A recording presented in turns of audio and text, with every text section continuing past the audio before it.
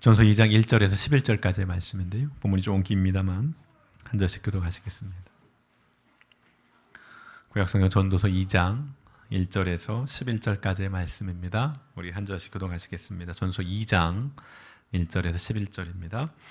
나는 내 마음에 이르기를 자 내가 시험 삼아 너를 즐겁게 하리니 너는 낙을 누리라 하였으나 보라 이것도 헛되도다.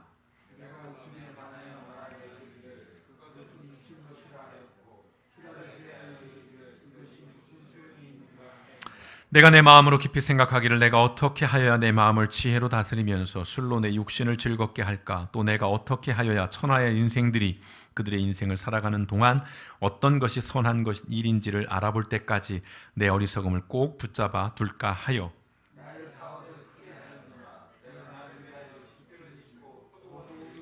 여러 동산과 과원을 만들고 그 가운데 각종 과목을 심었으며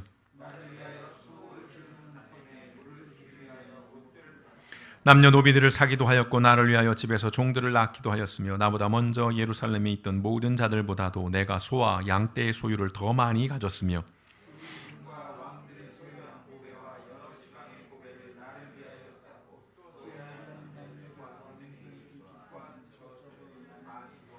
내가 이같이 창성하여 나보다 먼저 예루살렘에 있던 모든 자들보다 더 창성하니 내 지혜도 내게 여전하도다.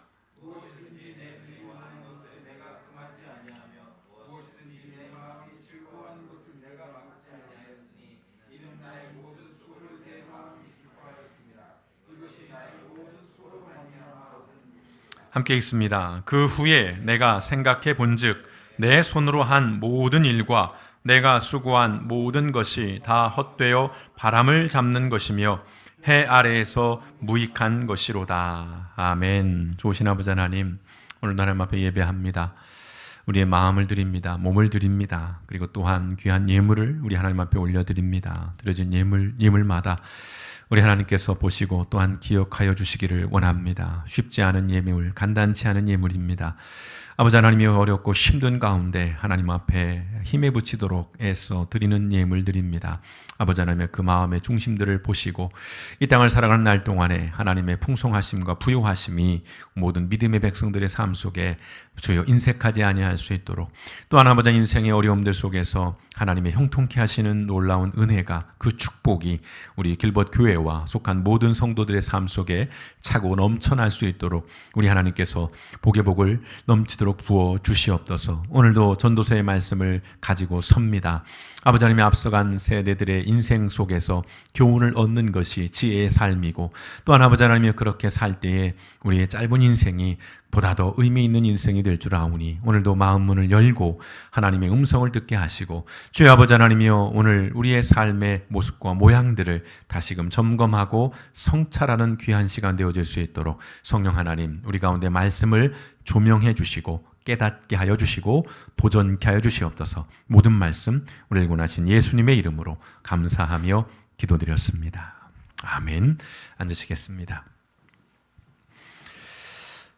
구약 성경에 열왕기상 또 열왕기하 말씀이 있습니다. 열왕기상 이게 어떤 말씀일지 우리말로는 뭐 딱 와닿지는 않습니다만 영어 성경으로 보면 딱 와 닿을 겁니다. 이스라엘 왕정 시대 그 가운데 최고의 번성기였던 솔로몬 왕 시대와 그리고 그 이후에 이제 이스라엘은 분열이 되는데요. 남과 북으로 우리와 역사가 비슷합니다만 그런 분열의 역사를 담고 있는 것이 열왕기상의 말씀입니다. 열왕기상에는 당연합니다만 솔로몬 왕의 위대함이 곳곳에 기록되어 있는데요. 한 부분을 살펴보면 이런 말씀이 있습니다. 열왕기상 10장 23절에서 25절의 말씀에 보시면 세번역 성경으로 좀 오늘은 본문을 좀 많이 준비를 했는데요. 이렇게 기록되어 있습니다. 솔로몬 왕은 재산에 있어서나 지혜에 있어서나 이 세상의 그 어느 왕보다 훨씬 뛰어났다라고 평가를 합니다. 그래서 온 세계 사람은 모두 솔로몬을 직접 만나서 하나님께서 그의 마음에 넣어주신 지혜의 말을 들으려고 하였다. 그래서 그들은 각각 은그릇과 금그릇과 옷과 갑옷과 향료와 말과 노새를 예물로 가지고 왔는데 해마다 이런 사람의 방문이 그치지 않았다라고 기록을 하고 있습니다. 얼마만큼 솔로몬 시대가 번성했고 융성했는가를 보여주는 말씀인데요. 이런 재미있는 기록도 있습니다. 이어지는 말씀에 27절에 보시면요. 왕 덕분에, 솔로몬 왕 덕분에 예루살렘에는 은이 돌처럼 흔하였고 백향목은 세펠라 평원지대의 뽕나무만큼이나 많았다라고 기록을 하고 있습니다. 한번 상상해 보세요. 은이 돌처럼 흔했다. 만약에 발에다 치이는 게 은이고 여기서 백향목이라는 것은 당대 최고의 목재입니다. 가장 비싸고 가장 귀한 나무로 취급받던 그 백향목이 그저 흔히 볼 수 있는 그 지역에서 그 뽕나무만큼이나 흔했다라고 하는 것입니다.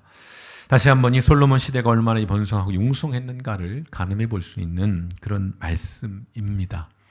그런 솔로몬 또 솔로몬의 시대를 빗대어서 이제 전도자는 오늘 2장에서 위대한 왕으로서 최고의 시대를 이끌었던 그 솔로몬 왕의 옷을 다시 입고 이제 보다 더 직접적으로 1인칭 화법으로 인생에 대한 삶에 대한 이야기를 우리 가운데 들려줍니다. 오늘 1절의 말씀은 이렇게 시작됩니다. 나는 혼자서 이런 생각도 해보았다 라는 말씀으로 시작을 합니다. 이엘도교에서 세번역 성경으로 여러분 보여드리고 있는데요. 이제 이 전도자가 생각을 해보는 거예요. 무엇을 생각하냐면 자기 자신에게 말하는 겁니다. 내가 시험 삼아 너를 즐겁게 할 것이니 너는 내 마음껏 즐겨라 라고 자기에게 말을 하고 있는 거예요. 그런데 결론은 그렇죠. 그러나 이것도 헛된 일이다. 계속해서 헛됨, 헤벨이라고 선언하는 겁니다. 오늘 전도자는 이제 이 즐거움이라는 재미라고 하는 인생의 키워드조차도 헤벨이라고 말하고 있는 거예요. 덧없다, 무의미하다라고 선언을 하고 있습니다. 이어지는 말씀을 보시면 알고 보니 웃는 것은 미친 것이고 즐거움은 쓸데없는 것이다. 굉장히 거칠게 표현하고 있습니다. 그리고 굉장히 단정적으로 얘기하는데 사실 우리의 이해 속에서는 이게 그렇게 동의가 되지는 않지요. 왜요? 우리가 자주 쓰는 말 중에 이런 말 있습니다. 소문만복내. 어디 만두집 느낌도 들고. 웃으면 복이 온다는 것이죠. 웃으면 복이 온다. 예전에 코미디 프로에 웃으면 복이 와요. 이런 코너도 있고. 또한 일소일소. 한 번 웃으면 한 번 젊어진다는 말. 웃음이라는 것, 즐거움의 가치를 우리는 굉장히 강조를 합니다. 웃으면 건강에도 좋은 것이고 또 즐거움이라는 것은 우리가 살아가는 데 있어서 정말 중요한 것이지요. 그럼에도 오늘 전도자는 웃는 것은 미친 것이라고 말합니다. 그리고 즐거움은 쓸데없는 것이라고 말해요. 즉 웃음과 헤벨도 기쁨도 헤벨이라고 이야기를 하고 있는 것입니다. 즐거움도 순간이고 덧없고 의미 없다는 것입니다. 전도자는 그것이 그럴 것이다 라고 추측해서 말씀하는 것이 아니고요. 이제 본인의 이야기들을 들려주기 시작하는데 3절에 보시면 지혜를 갈망해온 나는 술로 내 육신을 즐겁게 하고 낙을 누려보려고 마음먹은 적도 있다라고 이야기를 합니다. 이제 자기가 재미와 즐거움을 위해서 선택한 것이 술이라는 겁니다. 하나의 상징적인 것이죠. 먹고 마심에 대한 이야기입니다. 그러나 이렇게 고백합니다. 참으로 어리석게도 이렇게 사는 것이 짧은 한평생을 가장 보람있게 사는 것이라고 생각하였다. 되게 중요한 이야기를 솔로몬이 하고 있어요. 이 전도자가 솔로몬을 입을 빌려서 이렇게 사는 것이 짧은 한평생을 가장 보람있게 사는 것이다 라고 생각했다는 것입니다. 그러니까 전도자는 이 솔로몬은 묻고 있는 거예요. 이 짧은 한평생을 가장 보람있게 더 나았게 살 수 있는 방법이 뭘까라고 스스로에게 묻다가 선택한 것이 뭐냐면 먹고 마시는 거예요. 술로 대표되는. 근데 그게 어리석었다라는 것이죠. 열왕기상 4장 22절에서 23절에 보시면 이런 기록이 있습니다. 솔로몬이 쓰는 하루 먹거리는 잘 빻은 밀가루 30섬과 거친 밀가루 60섬과 살진 소 10마리와 목장소 20마리와 양 100마리이고 그 밖에 수사슴과 노루와 암사슴과 살진 새들이었다. 요즘 먹방 트렌드가 있는데 물론 솔로몬이 이거 혼자 다 먹었다는 게 아니고요. 하루 먹거리 양이 이겁니다. 그러니까 얼마나 많은 사람들이 먹었을 것인가라도 짐작이 되지만 얼마나 부유하고 풍성하고 넘쳤는지 정말 기름졌는지를 볼 수 있는 겁니다. 솔로몬의 삶은 이 말씀에 비춰본다면 매일매일이 성대한 파티였어요. 여러분도 그런 걸 꿈끼죠? 워너비의 삶, 파티걸 뭐 이런 거 늘 드레스 입고 매일 밤 클럽에 가는 솔로몬의 삶이 그랬다는 것이죠. 그러나 그것이 인생에 있어서 더 좋은 것이 아니었다라고 고백을 합니다. 짧은 한평생을 사는 동안 어떻게 하면 더 나은 삶, 어떻게 하면 더 좋은 삶을 살 수 있을까를 고민하다가 먹고 마시는 것에 한번 빠져봤다는 거죠. 근데 그건 의미 없더라. 헤벨이라고 얘기를 합니다. 그러면서 전도자는 솔로몬의 입을 빌려서 그렇다면 또 다른 것이 뭐가 있을까?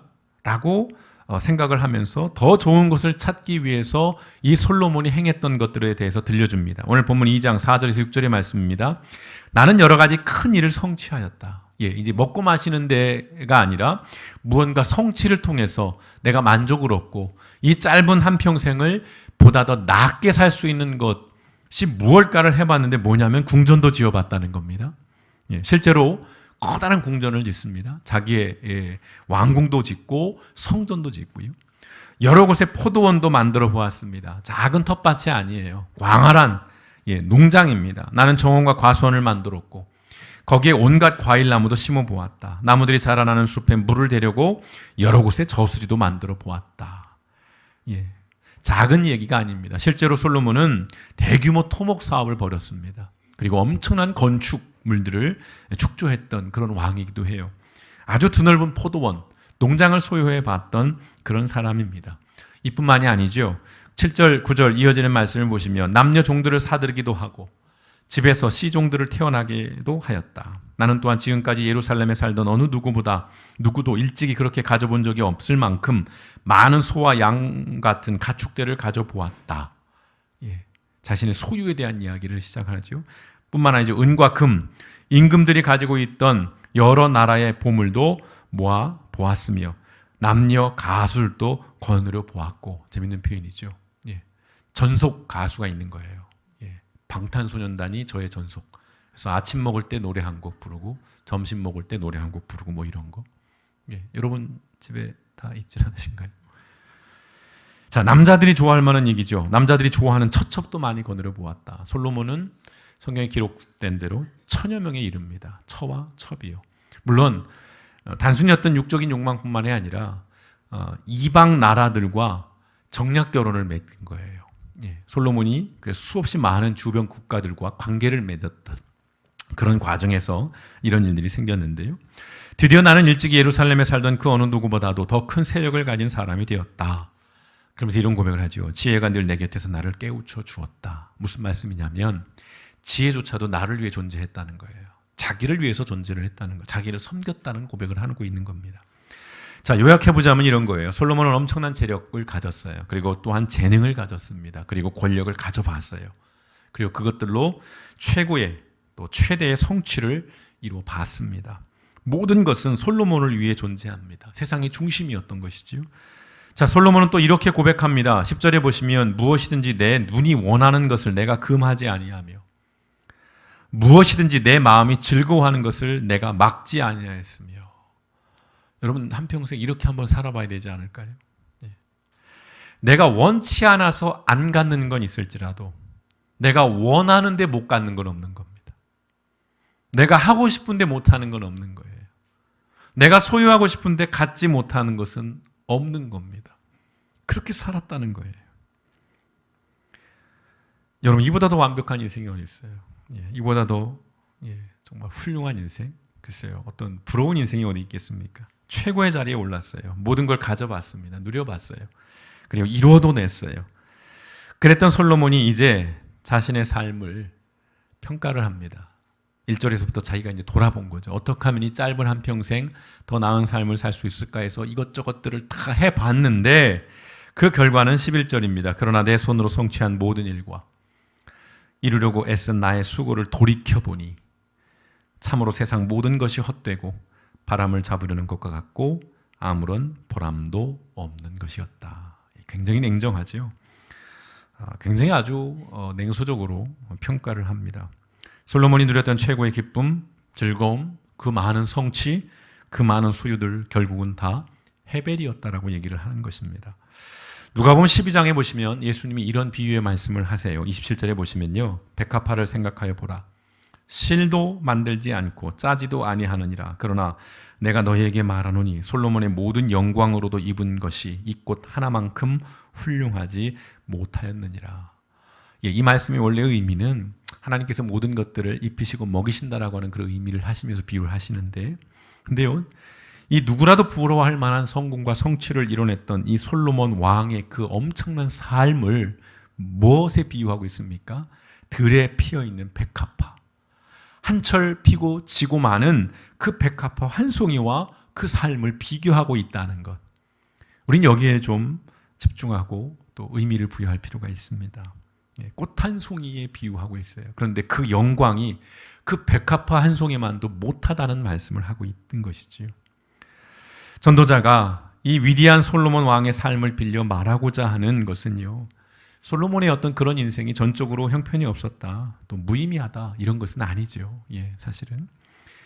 그러나 이 전도자가 진짜 말하고 싶은 핵심 중 하나는 이런 것입니다. 모든 사람은 하나님 앞에서 연약하고 작은 존재일 뿐이라는 겁니다. 아무리 대단한 왕이었고 엄청난 권력을 가졌고 엄청난 소유를 가지고 있고 그걸 늘 누려봤고 최고의 권력자로 살았다 할지라도 결국 하나님 앞에서는 유한한, 연약한, 그 백합화 한 송이만도 못한 그런 존재가 바로 우리 인간이라는 이야기를 이 전도서, 이 전도자는 이 솔로몬의 삶을 빗대어서 우리에게 말해주는 것입니다. 그러면서 이런 이야기를 하고 싶은 것이지요. 사람이 하나님 안에 있을 때, 하나님 안에서 살아갈 때에 그 하는 모든 일들이 의미가 있고 가치가 있고 온전해질 수 있다는 얘기를 하는 것입니다. 또한 사람이 하나님 밖에서 행복해지기 위해서 더 많은 즐거움을 누리기 위해서 노력하고 수고하는 모든 일들은 작은 만족은 줄 수는 있지만 궁극적으로는 만족함이 없다는 것이죠. 여러분, 우리가 얼마나 먹고 마셔야 족함이 있겠습니까? 우리가 얼마나 많은 것들을 더 가지고 있을 때 되었다, 충분하다라고 말할 수 있을까요? 물론 늘 말씀드립니다. 우리는 그만큼 가져보지 못했고 누려보지 못했고 소유하지 못했기 때문에 사실은 늘 갈망이 있어요. 목마름이 있습니다. 그러면서 이런 생각을 하죠. 내가 조금 더 갖고 있다면 나는 만족할 수 있을 텐데 저 사람은 그만큼을 가지고 있어도 만족 못하지만 난 소박해. 나에게 조금만 더 넓은 집과 나에게 조금만 더 많은 연봉과 내게 조금 더 많은 어떤 것들이 있다면 난 그것을 충분해 라고 우리는 말해요. 그럴 수 있다라고 생각을 합니다. 그런데 여러분이 그 자리에 올랐다면 그런 고백을 할 수 있을까요? 조금 고개를 돌려보면 더 가질 수 있거든요. 더 많이 누릴 수 있거든요. 욕심은 그런 것입니다. 마약이라는 게 그런 것이죠. 조금 하다 보면 나중에는 돌이킬 수 없게 되는 것입니다. 요즘 최고의 문제가 되는 그 LSD라고 하는 마약, 언론에서는 미국에서 머리 좋아지는 약이라고 그렇게 이상하게 기사를 내는데요. 마약의 끝판왕입니다. 마약 하던 사람들이 마지막 종착점이 LSD입니다. 막 팔이 잘려도요, 막 팔 휘두르고, 몸이 잘려도 전혀 인식하지 못하고, 자기가 막 날아다니는 그런 상상을 하고, 전혀 다른 인식을 살게 되죠. 제일 문제가 뭐죠? 플래시백이라는 겁니다. 약을 먹고 한 달, 두 달, 세 달, 네 달, 심지어는 1년 뒤에 다시 증상이 나타나요. 안 먹었는데도. 그래서 그런 사례가 있습니다. 어떤 고등학생이 20대인가요? 그 약을 먹고 환청에 빠져가지고 엄마와 이모를 죽여버린. 근데 자기가 정신을 돌았을 때는 모르는 거예요. 그런 일을 한지를 모르는 겁니다. 근데 더 무서운 건 뭐냐면 그래서 그 사람이 약을 끊었지만 언제 또 플래시백, 다시 그런 증상이 나타날지 모르는 겁니다. 그런 심각한 약에까지 가게 되는 거죠. 처음부터 그런 약을 먹는 사람은 없습니다. 조금씩. 인간의 죄성이라는 건 그런 것이지요. 그러니까 이 전도서가 우리에게 그런 얘기를 하는 거예요. 앞서간 이들의 삶을 통해서 교훈을 좀 얻으라는 거예요. 제발 먼저 산 사람들의 고백을 통해서 깨우치라는 얘기, 진짜 지혜를 가지라는 얘기를 계속해서 우리에게 들려주고 있는 것입니다. 인생의 의미를 재미와 즐거움에서 찾으려면 반드시 불행해진다는 거예요. 허무한 인생이 될 것이라고 경고를 하고 있는 겁니다. 여러분, 전서 2장에서 두드러진 문학적인 표현이 있습니다. 2장을 계속해서 보시면 반복적으로 등장하는 표현이 있어요. 뭐죠? 나라고 하는 표현이에요. 나는, 내가, 나의, 나를과 같은 그런 1인칭 화법입니다. 이것은 일정 부분 자신의 삶을 사색하고 성찰하는 태도가 반영된 것이기도 해요. 그리고 문학적으로도 1인칭을 씀으로써 어떤 자기의 이야기를 들려주며 사람들에게 교훈하는 그런 문학적인 수사이기도 합니다만, 더 본질적인 그 내면의 의미를 보자면 오늘 솔로몬의 입을 빌어서 전도자가 말한 이 표현 속에서는 자기중심성이에요. 온통 나를 위하여, 내가, 나의 즐거움, 나의 재미, 나의 만족, 이런 표현들이 계속해서 등장합니다. 자기중심성이라는 것이죠. 여러 번 말씀드립니다. 죄성의 핵심이에요. 인간이 가지고 있는 죄성의 핵심입니다. 여러분, 사람은 내가 중요해요. 맞습니다. 맞아요. 내가 정말 중요합니다. 제가 초등학교 전학을 갔는데 교장 선생님과 면담을 합니다. 그 교장 선생님이 항상 공통 질문이 있어요. 세상에서 가장 소중한 게 뭐지? 가장 중요한 게 뭐지? 그럼 저희 애들이 돈이요, 뭐 이런 얘기 합니다. 근데 그분이 했던 말이 너 이러는 거죠. 내가 제일 중요해. 이런 얘기를 막 했어요. 그래서 이분 뭐 대단하다, 막 이런 생각이 나중에 좌천됐어요. 이상한 짓 되게 많이 해가지고. 근데 그분이 늘 강조하던 게 그거였어요. 네가 제일 중요하다고. 근데 어느 면에서 맞는 말인데, 사실은 그렇게 강조하기 시작하면 인생은 점점 슬퍼지는 것이지요. 여러분, 내 인생 맞습니다. 내 삶 맞아요. 그건 누구도 부인할 수 없습니다. 그리고 내가 행복해야 되는 거 맞습니다. 또 내가 즐거워야죠. 내가 괴롭고 내가 깝깝한데 뭐 남들이 보이고 다른 어떤 것이 눈에 들어오겠어요. 아프리카 속담에 배고픈 사람은 귀가 없다라는 말이 있습니다. 안 들려요. 아무리 좋은 얘기, 아무리 귀한 얘기 해도 배가 고프면 안 들리는 겁니다. 내가 행복해야 되는 거 맞아요. 내가 즐거워해야 되는 거 맞습니다. 근데 문제가 있죠. 내가 즐겁고 내가 행복한 인생이 되기 위해서 여러분 말씀드렸습니다. 그러기 위해서는 반드시 다른 사람도 행복하고 즐거워야 하는 겁니다. 나는 해피해요. 나는 즐거워요. 그런데 다른 사람들은 그렇지 못해요. 그러니까 그 사람이 해피한 나를 질투합니다. 그래서 뭐예요? 칼로 찌르는 거예요. 불 지르고요.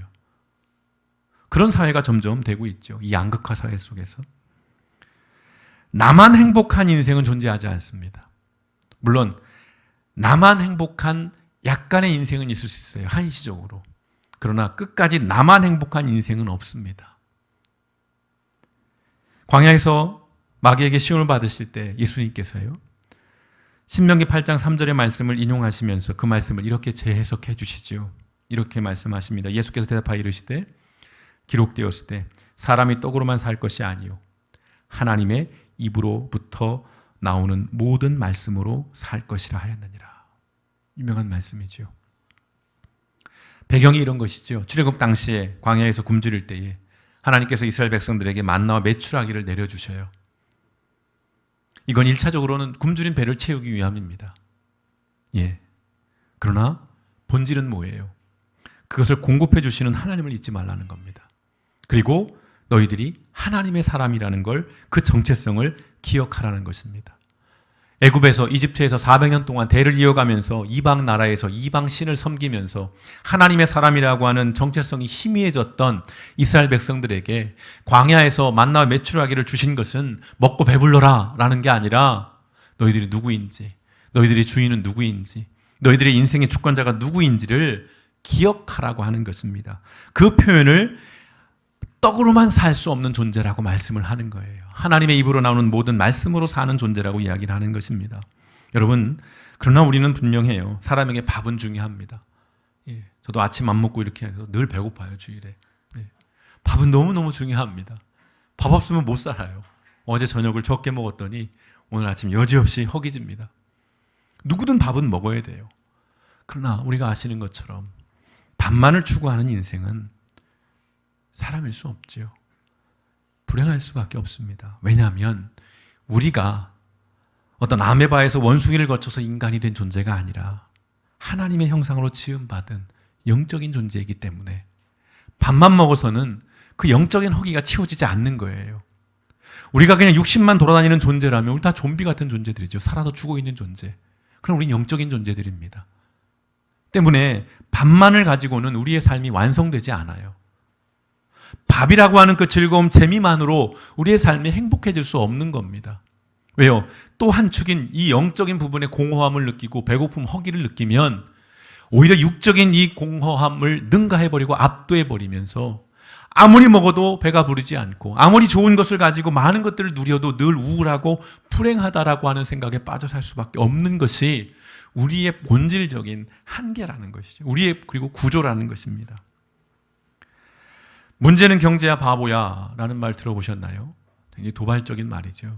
오늘 제목이기도 합니다. 설교 제목에 이렇게 하는 사람들은 거의 없을 텐데 문제는 경제야 바보야. 1992년입니다. 오래전이죠. 미국 대선에서 민주당 후보로 나왔던 빌 클린턴 후보의 대선 슬로건이었습니다. 예. 문제는 경제야 바보야. 이 구호로요. 그 선거에서 이라크 전쟁에서 승리해서 압도적인 지지를 얻었던 아버지 부시입니다. 이제 아들이 뒤에 이제 대통령을 하기도 하는데 아버지 부시를 누르고 당선이 돼요. 47살 된 클린턴 젊은 정치인이요. 약 90%의 압도적인 지지를 부시가 얻고 있었다고 하는데도 저 슬로건이 공전의 히트를 쳤습니다. 문제는 경제야 바보야. 예. 이 슬로건 때문에 그 이후에 여러 나라들이 특히 우리나라도 마찬가지입니다. 대선에서 항상 등장하는 화두는 경제입니다. 경제. 여러분 세상에서 가장 강력한 단어, 가장 힘을 가진 단어가 뭘까요? 예, 엄마 아빠를 능가하는 것이 바로 이 경제라고 저는 생각합니다. 힘을 얻기 위해서는 죽어있는 경제를 살려야 합니다. 심지어는요, 멀쩡한 경제도 죽여야 해요. 그래야 내가 힘을 가질 수 있습니다. 경제를 살리는 자는 모든 것을 가질 수 있어요. 모든 게 용서됩니다. 먹고 사는 문제 앞에서는 그 어떤 권력도 무력합니다. 폭동이 일어나는 거죠. 예. 국민들이 들고 일어서는 것입니다. 배고프면요. 잘 살게 해주겠다고 하는 구호만 외쳐도 사람들은 열광합니다. 그리고 추종해요. 경제라는 것이 그만큼 엄청난 힘을 가지고 있어요. 왜요? 이 경제는 곧 우리의 행복과 연결됩니다. 또 나아가서 우리의 생명과 연결되는 거죠. 그래서 이 경제가 해결되면 내가 살 수 있다, 내가 행복할 수 있다, 내가 즐거울 수 있다, 내 인생이 더 가치 있을 수 있다라는 생각들을 하는 것이에요. 맞죠? 예, 경제는 중요합니다. 너무너무 중요한 문제예요. 근데 묻지 않는다는 겁니다, 사람들이. 뭘 묻지 않습니까? 그 말하는 경제가 뭔지, 죽었다라고 하는 그 경제가 뭔지, 살려야 한다는 그 경제가 어떤 것인지에 대해서 사람들은 묻지 않아요. 오로지 나에게 중심이 있습니다. 내가 잘 살기 위해서 또 내가 잘 사는 과정 속에서 다른 사람들이 어떤 삶을 살고 있는지를 우리는 묻지 않습니다. 나의 즐거움, 나의 행복, 나의 안전을 갈망하지만 다른 사람들의 그것들에는 사실 우리는 무심합니다. 교회도 다르지 않죠. 네. 모두가 다 자기중심성이에요. 다 잘 살고 싶어 해요. 그런데 내가 잘 살고 싶은 겁니다. 같이 잘 살고 싶지는 않아요. 왜요? 내 것이 줄어드니까요. 정말 잘 먹고 잘 살기 위해서는 경제가 중요합니다. 그런데 우리는 묻질 않아요. 그 경제가 살기 위해서는 우리 사회가 좀 더 정의와 공정의 사회가 되어야 한다는 것, 이것을 우리는 묻지 않습니다. 심지어는 경제와 정의와 공정이 무슨 관계냐라고 묻는 사람도 있습니다. 여러분, 정의와 공정은 사람이 밥으로만 사는 존재가 아님을 인식할 때에 시작이 되는 것입니다. 마침 어제 저녁 좀 그런 뉴스가 있었습니다. 경비원들에 대한 얘기였는데요. 고소득자리 사는 빌라에 경비를 하는 사람이었습니다. 그 경비에서 130만 원 월급을 받는데 10만 원을 올려달라고 얘기했다가 계약 해지를 당했다고 합니다. 10만 원이에요. 물론 그 돈이 적다라고 말할 수 없고 경비원은 그럼 달라는 대로 다 줘야 되느냐? 그런 말씀을 드리는 게 아니죠. 씁쓸한 마음이 들었어요. 예. 조금은 아쉬운 마음도 들었습니다. 물론 남의 돈이에요. 예, 남의 돈을 내가 함부로 가질 수는 없습니다. 그러나 우리가 말하는 정말 잘 먹고 잘 사는 일에 대한 우리가 고민들이 좀 필요할 때가 아닐까 싶어요. 내 수고와 내 노력이 헛되지 않기 위해서, 그리고 그것이 진정한 즐거움을 누리는 그런 인생, 오늘 이 전도자가 처음에 질문했던 짧은 이 한평생 동안을 사는 때에 좀 더 나은 삶, 좀 더 가치 있는 인생을 살기 위해서 무엇을 해야 할까라는 그 질문 속에서 이제 전도자의 말을 빌리자면 우리는 다른 사람을 볼 수 있어야 한다는 것입니다. 나를 위하여, 내가, 나의 만족, 온통 내가 중심이 되는 그런 삶 속에서는 제한이 된다는 겁니다. 내 행복과 내 즐거움이. 오히려 그것은 독이 될 수 있다는 것이죠. 오늘 전도자는 우리에게 말씀합니다. 정말 이 짧은 한평생, 길지 않은 인생, 좀 더 나은 인생을 위해서는 내가 먹고 마시는 일에 집중하거나 아니면 내가 더 많은 것을 내가 누리기 위해서 애쓰고 수고하는 것들이 아니라 나와 함께하는 이들과 더불어 같이 살아가는 그 길들을 고민하고, 또 그러한 돌아봄이 있을 때, 그러한 둘러봄이 있을 때에 나도, 그리고 너도, 궁극적으로 우리도 의미 있는 인생, 이 짧은 인생이 덧없는 무익한 인생이 아니라 가치 있는 인생이 될 수 있다라고 우리에게 말씀해 주는 것입니다. 오늘 이 전도서에서 전도자를 통해 들려주시는 하나님의 말씀입니다. 기도하시겠습니다.